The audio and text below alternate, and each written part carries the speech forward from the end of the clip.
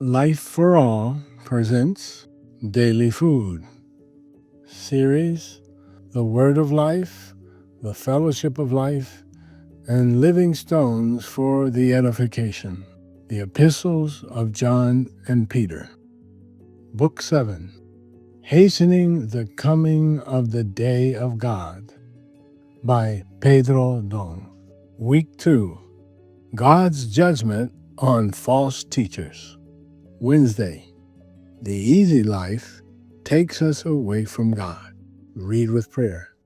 Then the Lord knows how to deliver the godly out of temptations and to reserve the unjust under punishment for the day of judgment. 2 Peter chapter 2, verse 9.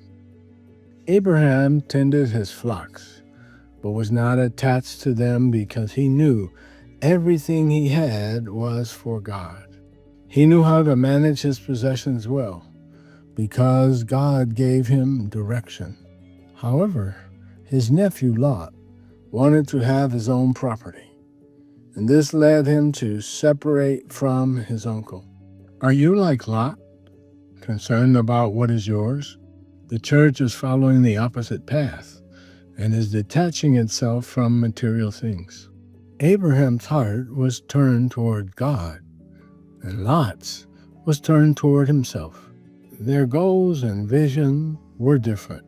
Abraham realized they could no longer be together and asked Lot to leave him, giving him the privilege of choosing his destiny. Lot chose the plain of Jordan, a place of easy life. Never choose an easy life. The church life is not a place of easy life, because we must deny ourselves, preach the gospel, and care for people. Praying for people on the streets and receiving a no. Calling contacts in the Care Network and receiving a no. Serving alongside the brothers and sisters and having our weaknesses exposed. None of this is easy. Those serving in the church did not choose an easy life, but it certainly is a heavenly life. The first Christians had the vision that everything belonged to the Lord, because they sold their properties and laid their money at the feet of the apostles. Abraham had a life totally dedicated to God. Lot should have had this same vision and given everything he had to Abraham to take care of, because everything belonged to God. The easy life distances us from the prophetic word, from the fellowship of life.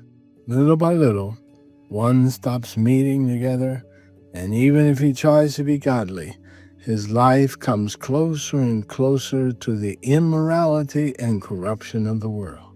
Lot probably tried to keep up appearances, but could not prevent his family's corruption.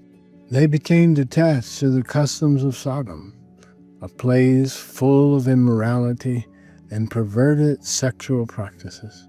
Therefore, let us not turn away from the Word, but love the church life, immersion in the Word, commency, colporting, preaching the gospel, and caring for people. Let us allow the Lord to guide us. Peter mentioned God's judgment on the fallen angels after writing about false teachers. 2 Peter chapter 2, verses 1 through 3. The root of the false teachers is the same as the fallen angels described in the 6th chapter of Genesis and the libertine society of Lot's time. Therefore, God, the righteous judge, will judge them with the same weight of judgment. Verses 4 through 9.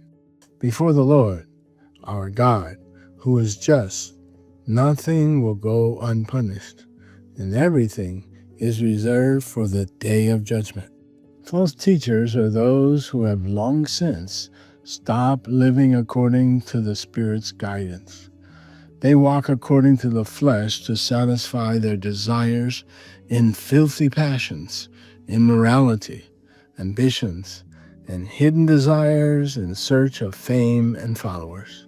Jesus did nothing for himself, because everything he did was aimed at fulfilling the will of the Father.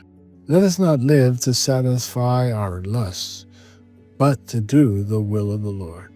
When we do not walk according to the Spirit, we begin to despise any kind of authority.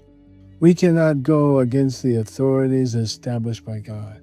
We need to honor our parents, the authorities of human government, and especially the authorities in the church. Once, some brothers serving in Africa rebelled against Brother Long and those leading the work and began defaming them. The Lord is the righteous judge and will leave nothing unpunished. We need to fear defaming the higher authorities. Therefore, let us be obedient to the word of the Lord.